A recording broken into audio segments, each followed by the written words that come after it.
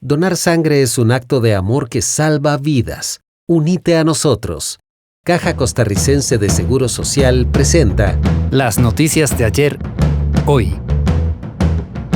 El reporte del Fino.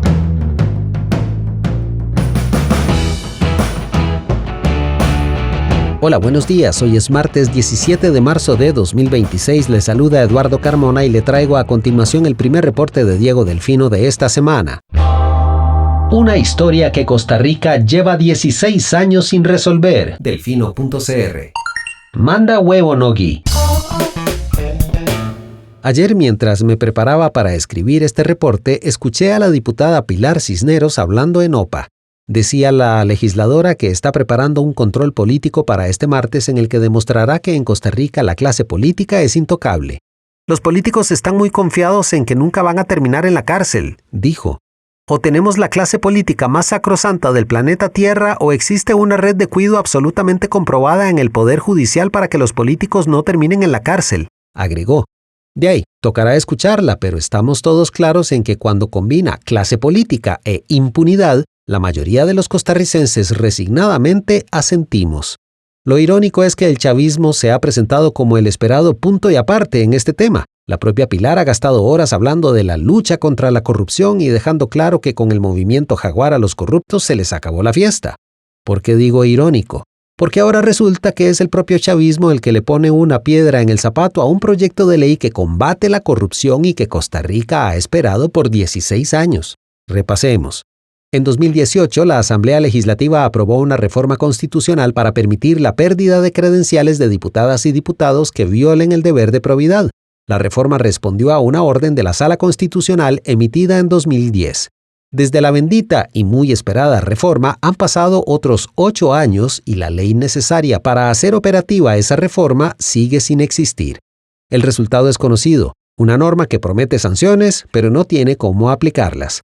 El problema no es nuevo. Ya en 2022 advertíamos que la Asamblea había dejado pasar años sin reglamentar la reforma que el propio Congreso aprobó. En ese tiempo incluso hubo casos en los que, de existir un procedimiento, diputados como Jonathan Prendas e Ivonne Acuña habrían podido enfrentar consecuencias por eventuales faltas al deber de probidad. Nada pasó. De nuevo, no porque no existiera la norma, sino porque nunca se construyó el mecanismo para ejecutarla. En términos técnicos, lo que Costa Rica ha tenido desde entonces es lo que la doctrina llama una constitucionalización simbólica, reglas que existen en el papel, pero no en la práctica.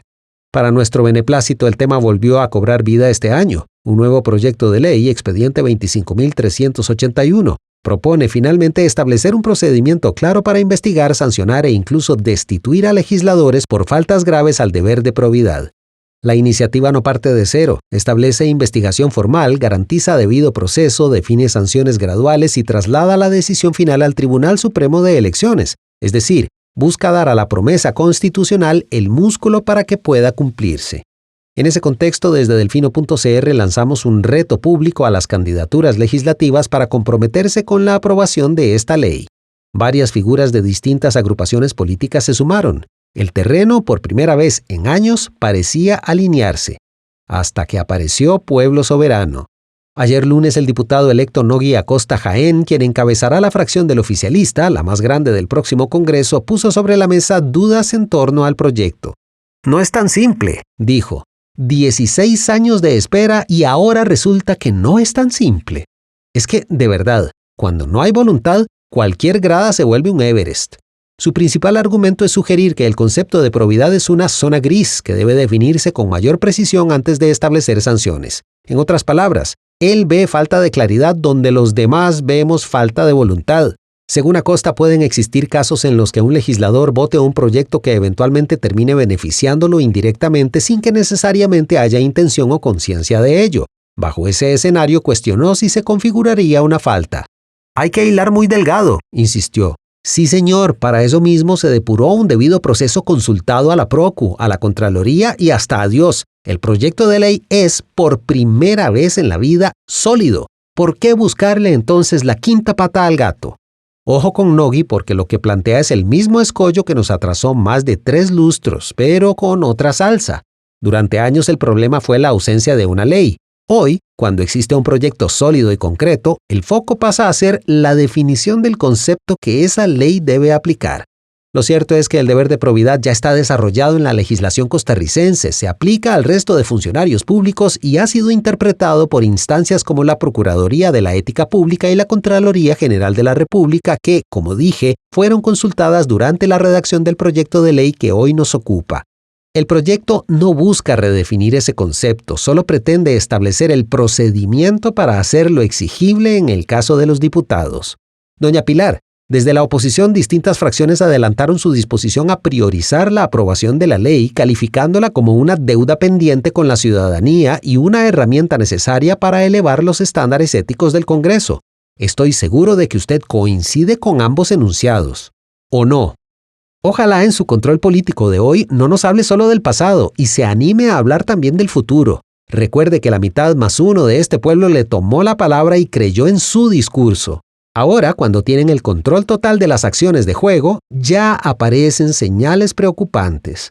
No estamos para dimes ni para diretes, el proyecto urge. No se trata solo de definir qué es probidad, sino de decidir si el Congreso costarricense está dispuesto, por fin, a someterse a un mecanismo efectivo de rendición de cuentas. Durante años, la ausencia de una ley permitió postergar esa decisión. Hoy, la discusión ya no es si se necesita el instrumento, es si existe voluntad política para activarlo. La pelota hoy está en la cancha del chavismo. ¿De verdad la van a volver a patear? Doña Pilar, don Nogui, la Constitución ya lo permite, la jurisprudencia lo exige, el proyecto ya existe. Lo que falta, una vez más, no es claridad jurídica, es decisión política. Ahora es cuando, porque si no es ahora, entonces no es que no se pueda, es que no se quiere. Delfino.cr. A continuación, más contenidos en Delfino Más. Hoy en Barra de Prensa. Asamblea iniciará este martes selección de magistraturas suplentes de la Sala Constitucional. El plenario de la Asamblea Legislativa aprobó sesionar de manera extraordinaria este martes para iniciar el proceso de elección de las magistraturas suplentes de la Sala Constitucional, tras cumplirse 3 meses desde que ese tribunal se quedó sin sustitutos, creando una cola de expedientes que ameritan la participación de un suplente tanto en esa sala como en la Corte Plena. Mientras tanto, la mesa de trabajo de la Comisión de Asuntos Sociales, que tenía como propósito consensuar una única iniciativa en materia de devolución anticipada del régimen obligatorio de pensiones complementarias, ROPC, fracasó este lunes debido a la intransigencia de los proponentes de varios de esos proyectos. Esto y más, hoy en Barra de Prensa. Delfino.cr. En el reporte internacional. Trump presiona a la OTAN y otros aliados a meterse en la guerra contra Irán para reabrir el estrecho de Hormuz. El presidente de Estados Unidos, Donald Trump, criticó este lunes la falta de entusiasmo de aliados internacionales a la hora de implicarse en una misión militar menor en el estrecho de Hormuz, insistiendo en sus críticas a los socios de la OTAN y afear que no participen en la operación propuesta por Washington cuando el ejército estadounidense les ha protegido durante 40 años. Mientras tanto, una protesta contra los apagones y la escasez de alimentos terminó con el incendio parcial de una oficina del Partido Comunista en la ciudad de Morón, en la provincia cubana de Ciego de Ávila, el pasado 14 de marzo.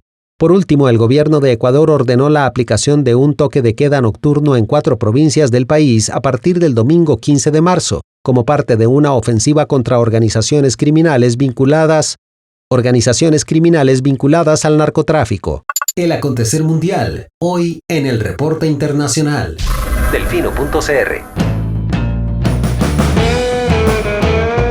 Y este fue el reporte de hoy. Texto Diego Delfino, voz Eduardo Carmona. De parte de todo el equipo de Delfino.cr, muchas gracias por su atención. Le esperamos mañana con un nuevo reporte. Que tenga lindo día. Chao. Gracias por informarse con Delfino.cr. Ingrese a Delfino.cr/inclinada, suscríbase para disfrutar de todos nuestros servicios con una cuenta Delfino Más. Delfino.cr.